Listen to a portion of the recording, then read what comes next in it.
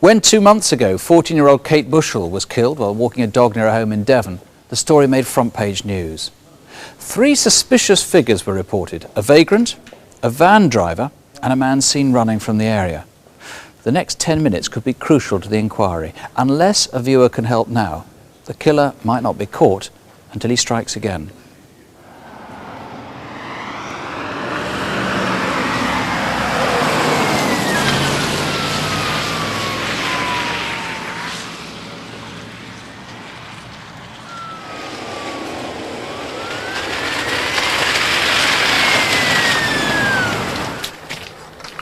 From the moment that you fear that something awful might have happened to your child, your mind fears the worst and prepares itself for the worst.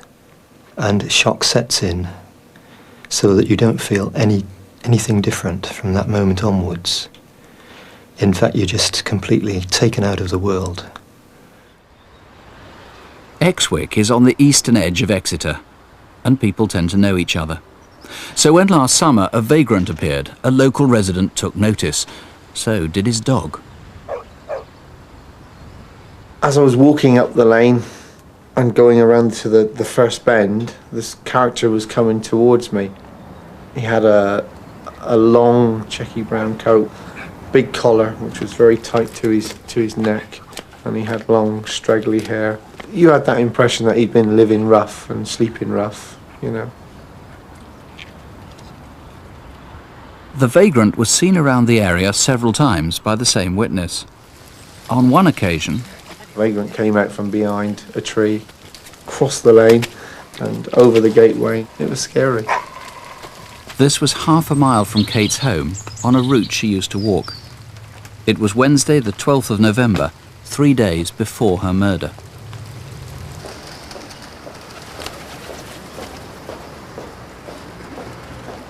Saturday morning, she got a token from when the Virgin Megastore had opened. She bought a CD for herself. Come on, Kate, time to go. She bought a book on The Simpsons for Tim. What? CDs? Oh, Lighthouse Family. Who? You've never heard of the Lighthouse Family? No, I haven't. She could be very adult-like at times. She could also be a very frustrating teenager to me, not to anyone else. No trainers? No. She was a fun-loving child, good company. I've lost a very good friend in her. Just her cheerful presence around the house. So what'd you get me? I didn't get you anything. What do you mean you didn't get me anything? It's my birthday.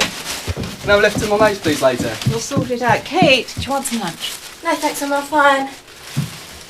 Tim, your dad's watching the television. He's reading the paper. It's fine, switch it on.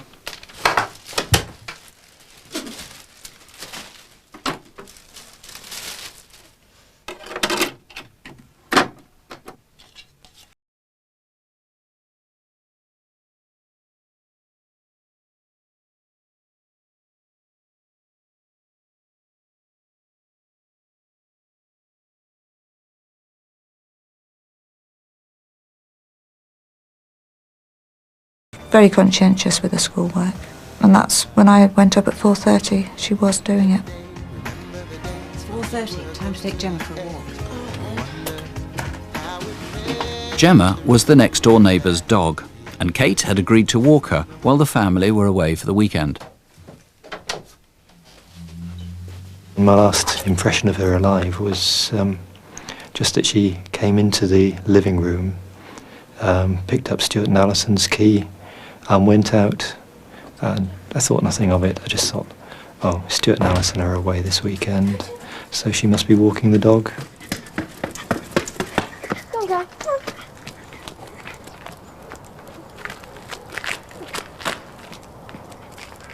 Her father and his children were out stretching their legs at the same time.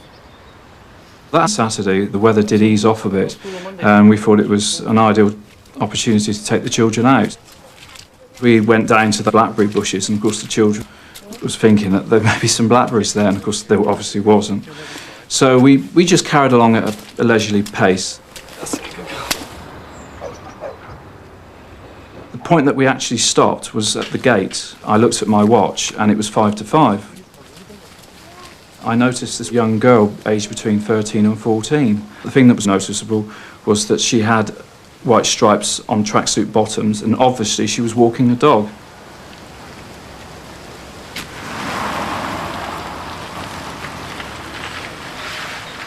Well, actually, when we turn around the lane, it goes into a little bend. We'll only stay for a little while, just for a cup of tea. She'll be looking forward to seeing us. And we saw the dog, so my mum slowed right down.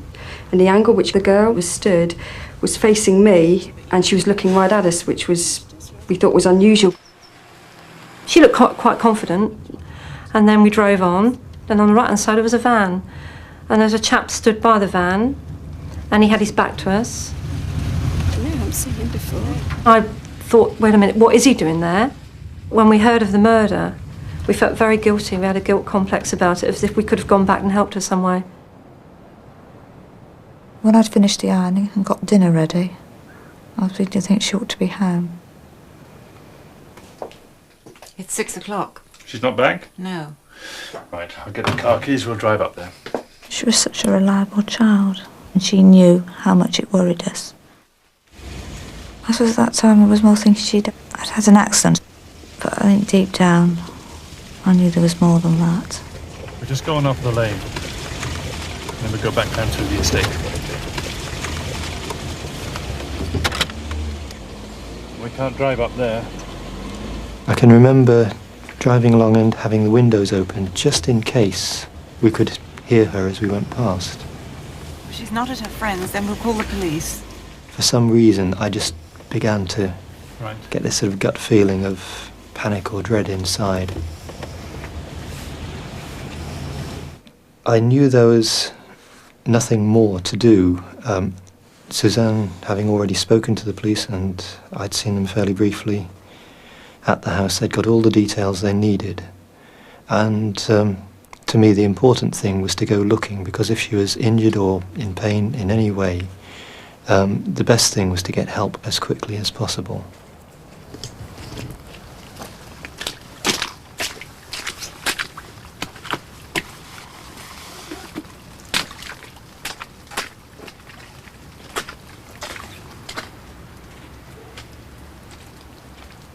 I could hear nothing.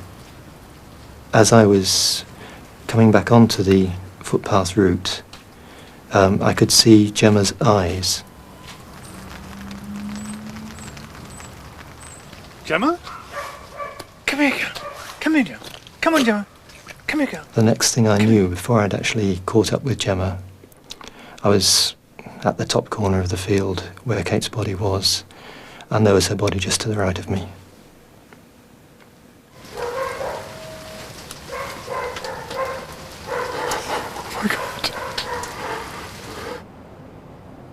About an hour later, and half a mile away, with a police helicopter overhead. I stepped out from the house and I looked up to see the helicopter above me. Then I heard footsteps running from the footpath beyond the house. I saw this chap running from the back. It could be quite unconnected, but who is he? Mike Stevens, this was tragedy enough, but I think you're concerned this could just be the start. I think all the officers on the inquiry are really concerned that this may happen again. What we can do at least is eliminate as many clues as possible. Let's take this vagrant first, who was seen so often up to the time of the murder. What do you know about him? Well, we know he was there at least 2 months prior to the murder and went missing thereafter. He's certainly described as a man 5'10", 6 feet tall, 30 to 40 years of age. He's the one on the left here, in the big coat. That's right. Now, the big coat, you seem to be always wearing that coat, even when it's very hot. 5'10" to 6 foot, always in the coat, stocky, late 30s. Now, the next clue is that blue van which you need to eliminate around the time of the murder. The blue van was seen there by the last people to see Kate alive. We know it was facing out of the lane towards Whitstone. About a quarter of an hour earlier, 2 other witnesses had driven down the lane and seen a blue Fiesta parking in the opposite direction. Now, we want to know if, in fact, it was the same vehicle, or, in fact, there was a Fiesta there, or a blue van there as well. Saturday, the 15th of November, that would have been about 4:45. And I think there's one issue which I actually haven't made public yet, but again, it's a matter of elimination. You found a series of dens where children may have hidden or grown-ups may have used around that area. You need to eliminate people who've used those. Tell us why. Well, we found in the area of the murder itself a black bin liner. Now, in the bin liner there were some personal items, and from the bin liner we've had some fingerprints. We need to eliminate that bin liner and the bag itself. And do you want to make an appeal, a final appeal, or at least another appeal to the local community? That's right. We've obviously had a lot of media coverage on this, but someone out there really does know about the individual concerned, and really we need that individual to come forward with that vital piece of evidence. Whatever you know, please let us know now. 0500 600 600, or you can call other members of the murder team who are in Exeter tonight, waiting now. The number there, 01392 451 659. That's 01392 451 659. We start with some fresh evidence on a case you've probably heard about in the news. In fact, tonight, the police in London have asked us to take up the case of 11-year-old Nayahtara Ali. In particular, we'd like to show you some new bits of evidence, two important things, the first time that they've been seen. They're both distinctive, and if you can identify them, frankly, you can probably identify the killer. Nayahtara left home to walk to school at 8:15 a.m. 4 weeks ago today, Friday, November the 4th. That's the day before bonfire night. She lived in Pevensey Road, here in Forest Gate, East London. Now, there were two routes she could take to school, and it's important to know which way she went. A friend thought she saw Nayahtara here in Odessa Road buying sweets. So if Nayahtara then would have walked towards Woodhouse Road and gone to school the back way. But there is a sweet shop too in Dames Road, and Nayahtara often went that way instead. Did you see her, or did you see anyone suspicious? Maybe on Wanstead Flats, which is the green bit opposite, or on any of the roads that run from Dames Road to Odessa Road? Above all, do you know anyone who ever goes into the disused stonemason's yard in Winchelsea Road, which is beside the railway viaduct? The railway's there in black. That's where Nayahtara's body was found, in that yard, buried under rubble, and whoever put her there almost certainly had local knowledge. Several people tip rubbish here. Now, these were photos taken by a resident incensed by all the mess just a few days before Nayahtara went missing. If you dump stuff there, believe me, no one is worried about littering tonight. Please call us if you've dumped stuff there in the last 3 or 6 months. 0500 600 600. You might not realise it, but even so have seen something which is crucial to the investigation. 0500 600 600 if you know anyone who dumps rubbish there. But above all, do you know where this comes from? It's a fitted single sheet. Its sort of pea green colour is unusual. Or do you know this carpet? It's about 7.5 feet in diameter, and it's been cut roughly into a circle, as you can see. Maybe it was used as a rug. It's a thick, tufted pile backed with hessian, not rubber. Detective Superintendent Doug Harvey is leading the investigation. The actual carpet is still in the forensic laboratories. What more can you tell us about it? It's pink in colour. The unusual feature about it is it appears to have been unprofessionally cut from a larger piece of carpet. So perhaps there's a viewer who knows someone who's done that, or maybe even the remnants are still lying somewhere. Now, the shape, this round shape, as you say, is fairly large, 7 foot, would have gone into a reasonably big room. The pile is probably from a bedroom carpet, is it? It looks like a bedroom carpet. It doesn't look worn. The other thing about it, which I must say, is that it is possible that the body was actually carried through the streets for a short distance in the carpet. So if anybody saw somebody carrying a carpet through that area towards Woodhouse Road, you really want to know about that? Very much so, yes. The sheet itself, fairly distinctive, but I mean, how would I know if that was mine? Well, I'm told it's unusual for a bottom sheet of a bed, a fitted sheet, to have a valance fitted as well. Now, the valance is the bit that covers not just the top of the mattress, but the side of the bed as well, and the base maybe of the legs. bed and the legs, yes. And that's all part of the same thing, the same sheet. Now, presumably you're only interested in people in East London who recognise these things. What I'm hoping for is that within a very local area, if someone has looked over their neighbour's fence and seen such a sheet hanging on their washing line, or maybe in a service wash in a laundrette, I must hear from them. Nayahtara's clothes have not been discovered, all the kit she was with. This is obviously the most recognisable. This is identical to the jumper she was wearing, and the THS from her school there. This is the tie. She had an umbrella exactly like this. And tell us about the duffel case. She had some PE kit as well. In the duffel bag, that was her school bag. Yeah. It's a black duffel bag. May not be exactly similar to that, but it's certainly black and with the words "Take this" from the pop group. Take that. Right across it. And in that she carried her books, her school books, her PE kit, various bits of personal property, all missing. Maybe she went to somebody else's house, maybe she met someone. If you can help in any way, please call 0500 600 600. It's a free call number, 0500 600 600, or you can call the murder team at Leytonstone direct. That's on 081 556 8855. That's 081 556 8855.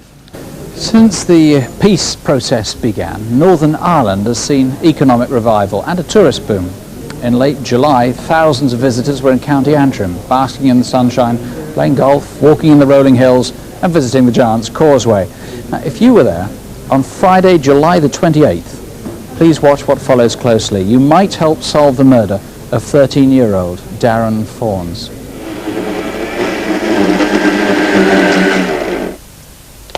But your sister gave me £4 for doing her lawn. And look, I fixed your heads as well. Thanks, Miss Simpson. And remember, if there's anything you ever need doing, just ask. He never ever went to Andy and asked him for money for nothing. He always used to want to earn that money. And that was one of the main ways he done it, was doing gardening for them. He was very outgoing and friendly. Very friendly. My mother sent him a t-shirt from England with dolphins on the front. And there was a pensioner that lives behind us, and she seen Dan in the t-shirt, and she liked it. So Dan came home, took it off, put on another t-shirt, and gave the pensioner a t-shirt he was wearing, the one with the dolphins. That's the sort of boy he was. He always used to come up and say, do you want a cup of tea, Mummy? You know, and used to bring me a cup of tea up, or if I couldn't do something, I'll do that for you. The other way. No, the other way. Oh, Darren, over a bit. No, the next ones. Yes, those. Them? Oh, come on, Mum. I'd be embarrassed if you wore these in public. Look, these are much nicer. Okay, bring them over. On the evening of Friday, July the 28th, Darren and his mother went to the Castle Shopping Centre in Antrim town. Sorry.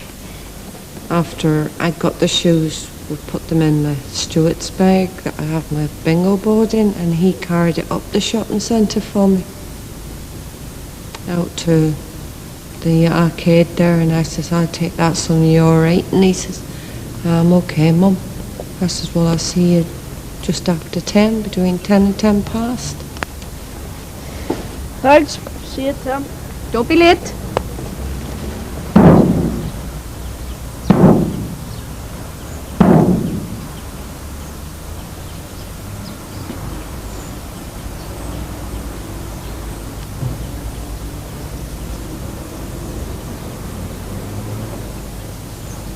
Right, PJ, what you doing? Hey, Fonzie. What are you doing tonight then? Waiting on the bus to Belfast. Supposed to be here half an hour ago.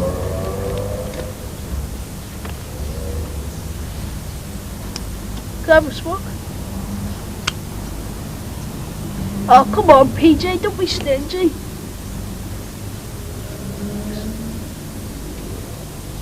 Police need help in tracing this boy who was hanging around with Darren.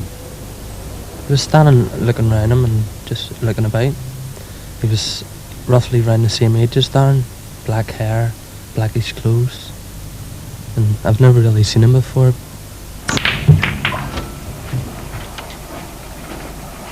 What about you, Fawns? Oh, right, Fifth. Yeah, was that your mummy I saw you with earlier on the shops? Yep. Darren seemed very happy the night I was talking to him. He was his chatty, usual, smiling self.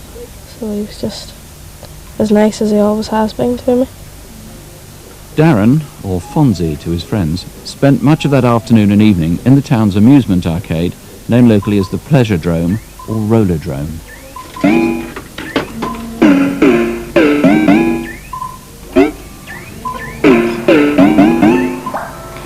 Grandad, I don't like this one.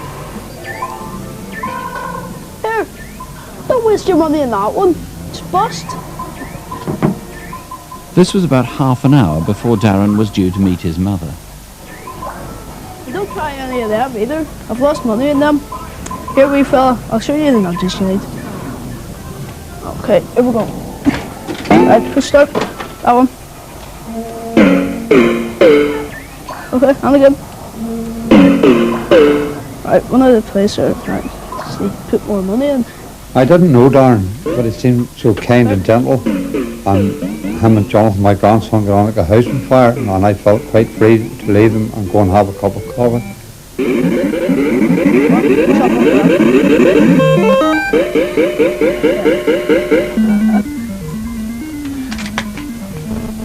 you go. Thanks very much. In the next half hour or so, Darren must have met somebody else. But who? His mother waited at the cab rank as agreed, but by 10 past 10, Darren still hadn't shown.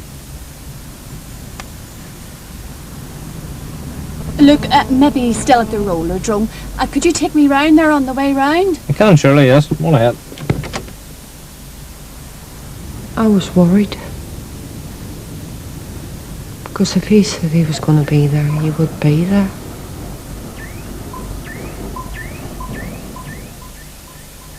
Yet 30 minutes later, as the roller-drome closed, Darren was seen leaving.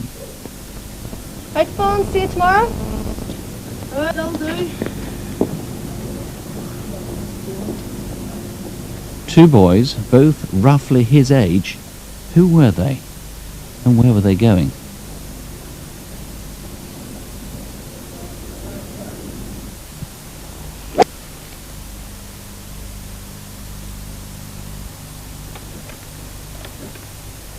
Five days later, a mile from the town centre, a Belgian tourist searching for a ball found Darren lying in bushes between the golf course and a holiday caravan site. Darren had been struck on the head. Those two lads who left the roller-drome with him are obviously key witnesses. They're not suspects. We need them to come forward tonight urgently. And Mr. Kincaid, what else is there? I mean, you wanted a national appeal on this. Yes, sir. Well, one of the important things is the caravan site. It's called the 6 Mile Water Caravan Park. The locals call it the Loch Shore Caravan Park. On the 20th to the 30th of July, there was a considerable amount of caravans and tents at that park. Many of the people there came from Great Britain, and Darren's body was found only a few yards away in a wood. Now, if you were there, I would ask you to please to call us at Antrim or call us here. That's the very end of July, 28th, 28th to 30th of July, yes. And you may have heard or seen something which to you is very insignificant, but could be important to us to find the killer. So even if you don't think you saw anything related to this, you want them to call? If you stayed at that caravan park, please call us. Now, these are Darren's shoes, and they weren't found with his body. They were handed in to you. What's the significance of these, and how can viewers help? Well, those shoes were recovered the day after we found Darren's body. And we would like to hear from anyone who saw those shoes between the 28th and the 30th of July in Antrim. They're a black size 9 Nike Air Max trainer with a very distinctive green stripe on them. Now, you're not sure whether he was killed on the Friday night or the Saturday morning, and obviously you want people who might have seen him. That's correct. We're unsure of the exact time of Darren's death, but we do know that 5 hours before he died, he did eat a meal, and that meal contained either pork or beef. Now, if we knew where he obtained that meal, it would give us the exact time of his death and give us more information about his movements. So if anyone saw Darren eating over the weekend that we're looking for the information, would you please contact us? Okay, and particularly two people who wrote anonymous letters. We need to find out who you are. Our number to the studio is free. Please ring us if you know what happened that night. Please help however minor you think your information. You can call the police in Antrim direct. That's on 01232 259 659. It's a Belfast number, 01232 259 659.